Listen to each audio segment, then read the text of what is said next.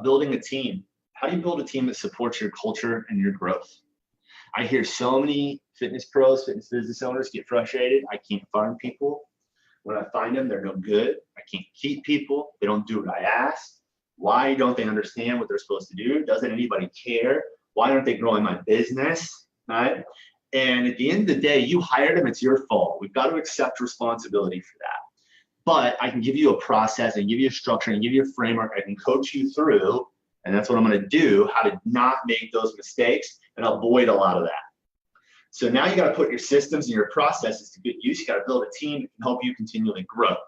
You got to avoid burnout by replicating yourself through other people. So we're going to show you when to hire, who to hire, how to hire, all that fun stuff. So before we start, what we're going to do is we got to create structure. Right, so you got to create an organizational chart, which is what this is. Essentially, this is a communication channel and command channel for your business. So it assigns responsibilities. It adds clarity with who is responsible for what, who do I report to, who reports to me, how does this business work?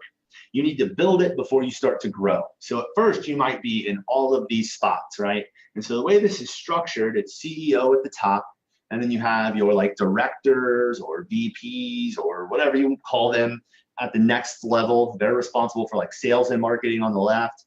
In the middle is operations, so that's like training, customer service, and then like finance is HR, bookkeeping, accounting, all that stuff on the right. And so you'll probably be in all these seats right away, and eventually you'll start to plug things in and add spots to it. But you need to have this structure before you start, or you won't know what you need to hire first. So here's some rules, right? You can't have more than one person in a seat. So I might have 3 seats here in the middle. These 3 boxes at the bottom are going to be trainers, right? Maybe they're all my trainers and I have a director of training or director of operations there. And so I can't have multiple people in the director of operations seat. I can't have multiple people in the trainer spot, but I might have multiple seats for those. Okay, so you can't have more than one person that's responsible for one spot on this chart. One person can hold more than one spot though. So you might be CEO and oversee sales and marketing, and you might oversee finance, right? And at some point you will. Another rule, don't get crazy. Keep it simple, stupid. Right, that's our rule when we create these org charts. So many people try to create these massively complex charts that like confuse the hell out of everybody, and it ends up biting you in the butt later on. Keep it simple. Something that looks just like what you're seeing here, maybe not quite as many boxes right away, is easy to expand on, right? And the other one is don't make it horizontal. You know, this is not very wide, but it's very deep. So many people try to make it really wide and they have a bunch of departments across it. And what ends up happening is everybody reports to you, which means everybody's problems go to you, all the fires go to you, all the issues go to you. If somebody quits, you've got to take that on, right?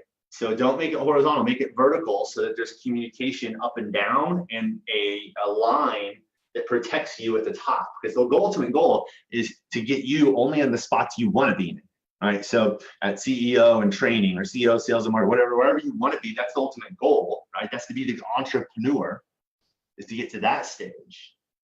But if you have this massively wide chart, you can't get there. So you need to have some stopgaps so problems don't get to the top of this org chart very quickly, right? They should never get there, especially basic stuff. So once you've got your org chart, now each of those is a position in your business, right? So we create a position description.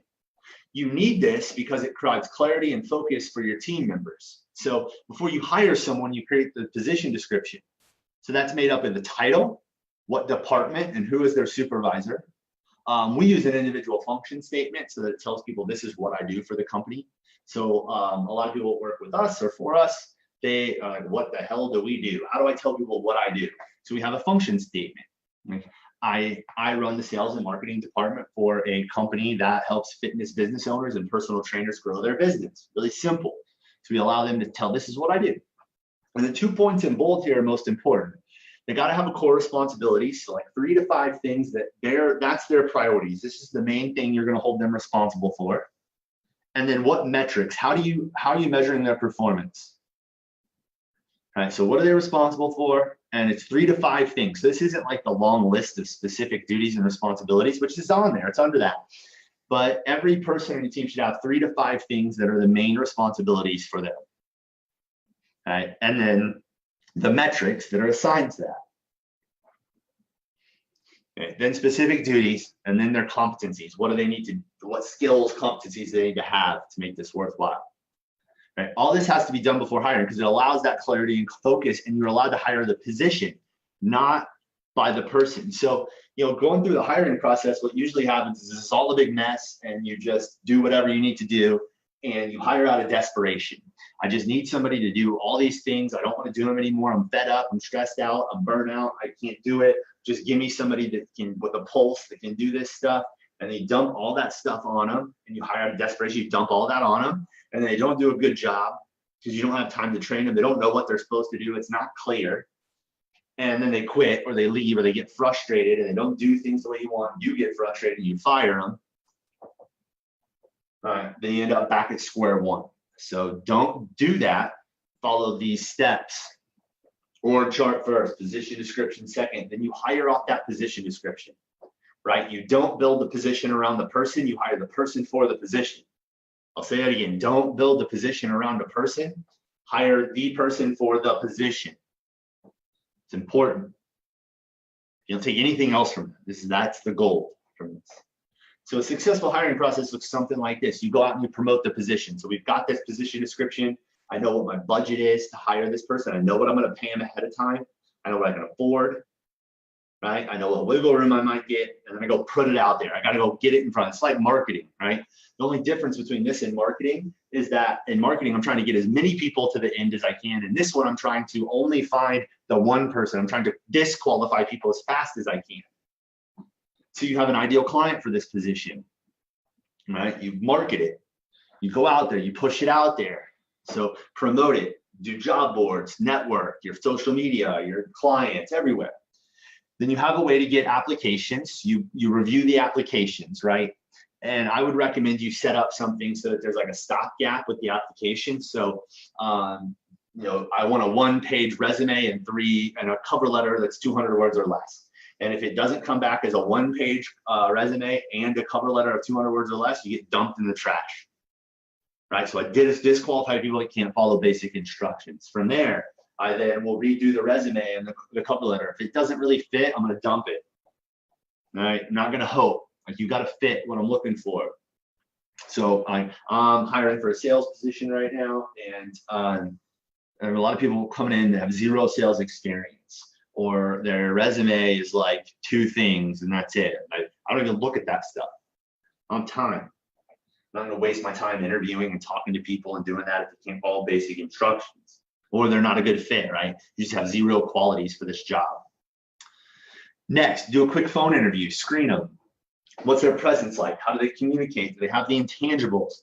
You have a short list of questions that are going to be based around the position to see if they have the characteristics and the competencies to do that position well. And so you can train tactics, you can train technique, you can train skills, right?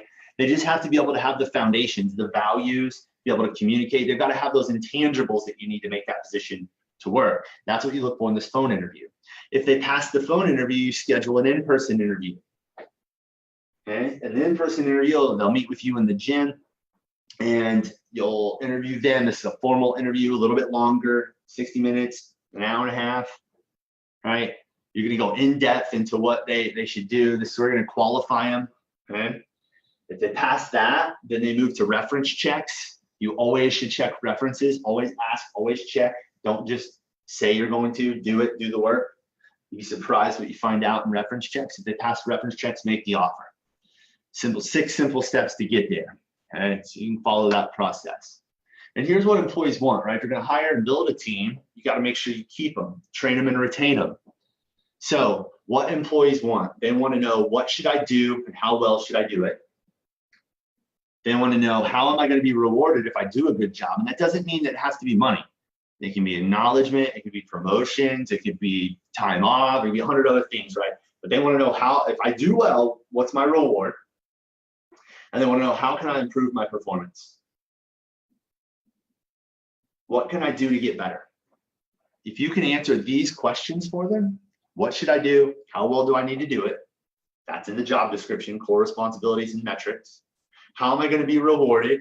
Set that out in your comp plan, maybe in your culture, you lay that out. If you do this, this is what happens. And then how can I improve performance? Performance reviews, in-services, trainings, professional development, managing, leading them, right? Here's what you need to do better, giving them feedback. That's where you do that in the WIMS we talked about. We didn't talk about WIMS, actually. That was in a live that I did earlier. You can hold weekly individual meetings with your team, and you do development there. You give them feedback. You do it in the WAMs, right? Offer things for them. They want that stuff. And here's another final case study I have for you, and we'll start to wrap up. And I promise we'd be done in an hour. I promise we will. So this is Marshall. He went from 27,000 to 57,000. Really kind of, he came in early on. We grew pretty fast. We got kind of stuck at that, like you can see right around the $30,000 a month mark, that 27K mark. We got stuck there for a little bit.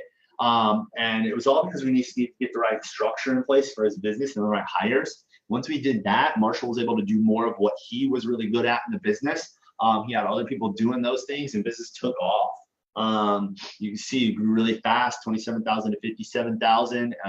He's doing really well. We're prepping for location 2 at some point here pretty soon. So that's the power of getting the right people on board, right? And I show you these to show you what's possible. I try to have relevant case studies here. So let me know in the chat here, how many of you are super excited about something you learned today? I know when I learn this stuff, when I get new tricks, new tactics, new techniques that I can use to help me optimize my performance, I get like this, right? I'm super excited. It's actually the face that my son makes when I like, hey, do you have muscles? Show me your muscles.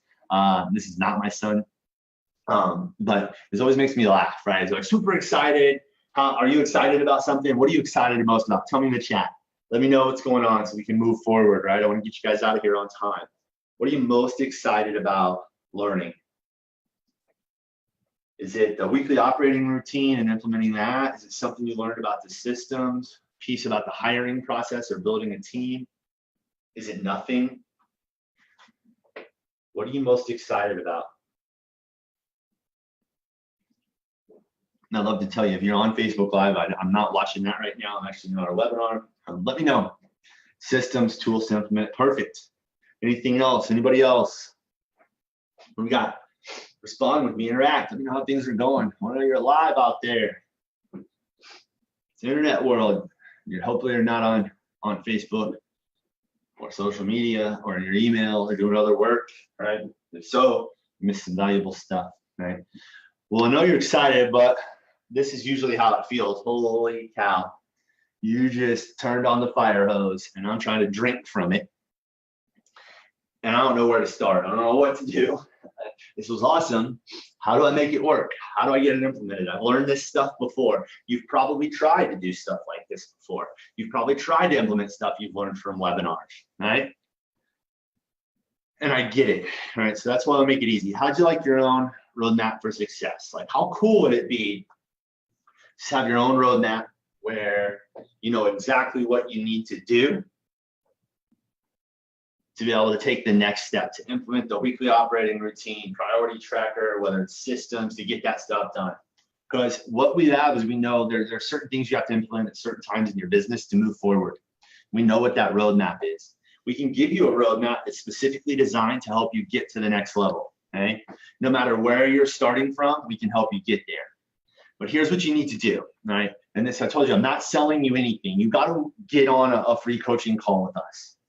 So you need to go ahead and go to the link that I'm going to post in there, okay? And you need to go to the coaching call application page. And it's going to be a discovery call. We're going to talk about your biggest challenges, right? What we can help you do, how we can help you overcome them, what you need to do to overcome them, right?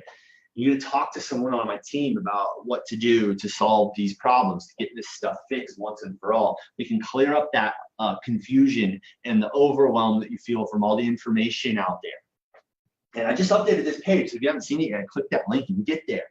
It's frnation.com/coaching-call-application, right? You got to get there. Go check that out.